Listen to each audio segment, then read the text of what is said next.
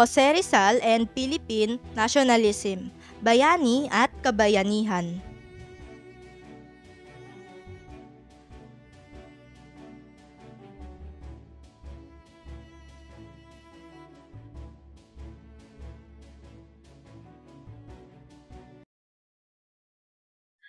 Magandang araw sa inyong lahat. Sa ating aralin, susuriin natin ang konsepto ng nasyonalismo sa Pilipinas at kung paano si Dr. Jose Rizal bilang isang bayani ay naging inspirasyon sa ating pakikibaka tungo sa kalayaan. Sa pagtatapos ng ating aralin, inaasahan na una, mauunawaan ninyo ang konsepto ng nasyonalismo sa Pilipinas. Pangalawa, makikilala nyo si Dr. Jose Rizal bilang ama ng nasyonalismo at ikatlo, maipapaliwanag ninyo ang tunay na kahulugan ng bayani at kabayanihan at ikaapat, maipapakita ninyo ang pagiging kabayanihan sa pamamagitan ng sariling gawa at pagkilos. Kung si Dr. Jose Rizal ay makakalakad sa mga lansangan ng Maynila ngayon, matutuwa kaya siya sa ating bansa? Ito ang hamon ng ating aralin. Muling balikan ang kanyang mga pangarap para sa bayan at pag-isipan kung paano natin maipagpapatuloy ang kanyang adhikain.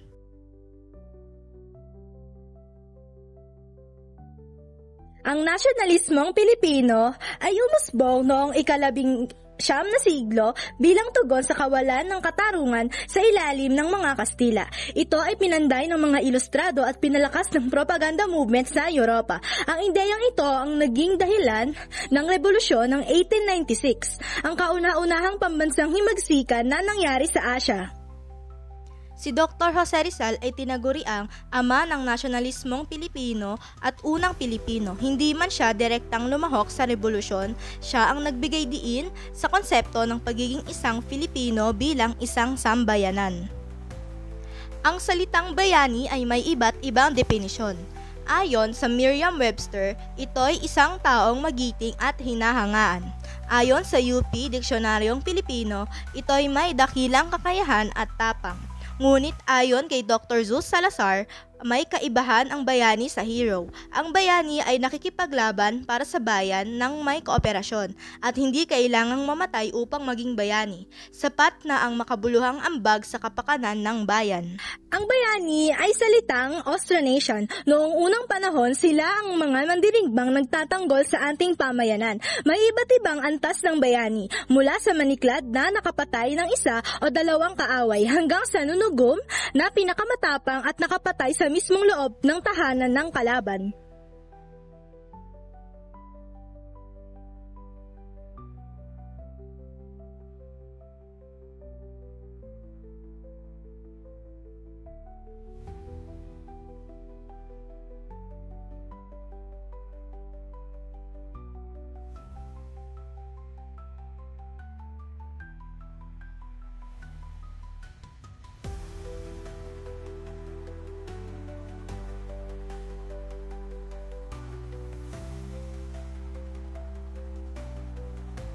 Noon, ang bayani ay ang madirigma sa larangan ng digmaan. Sa makabagong panahon, ang mga bayani ay maaaring ang mga OFW na nagsasakripisyo para sa pamilya at bayan o ang sinumang nagbibigay ng makabuluhang ambag sa bansa.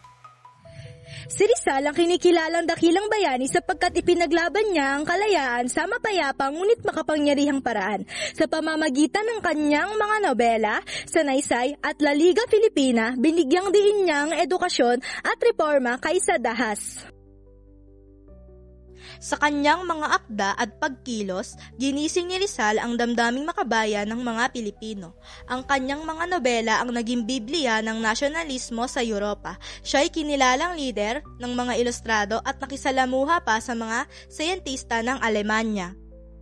Ang kilosang propaganda kung saan ang ibabaw ang talino at tapang nina Marcelo H. Del Pilar at Graciano Lopez Haina ay nagangad ng mga reforma, representasyon sa pamahalaan ng Espanya, sekularisasyon ng simbahan, pagkakapantay-pantay ng lahi at malayang pamamahayag. Ito ang mapayapang yugto ng ating paglaya.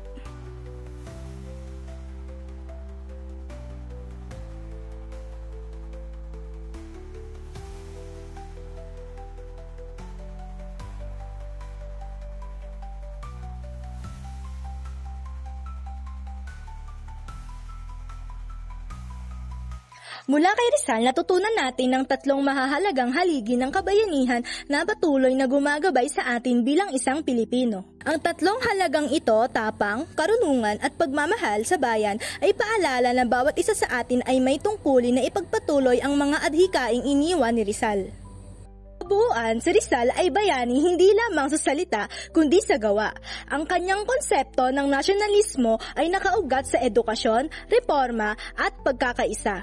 Sa kanyang buhay, nakita natin na ang tunay na kalayaan ay hindi basta nakukuha sa lakas ng armas, kundi sa lakas ng isip, tapang ng damdamin at pagkilos para sa kapwa. Ngayon, bilang kabataang Pilipino, nasa ating kamay ang pagpapatuloy ng kanyang pangarap. Tayo ang susunod na magtataguyod ng karunungan, katarungan at pagmamahal sa bayan. Kung si Rizal ay nag-alay ng kanyang buhay para sa ating kinabukasan, handa ba tayong ialay ang ating sarili para sa kinabukasan ng susunod na henerasyon?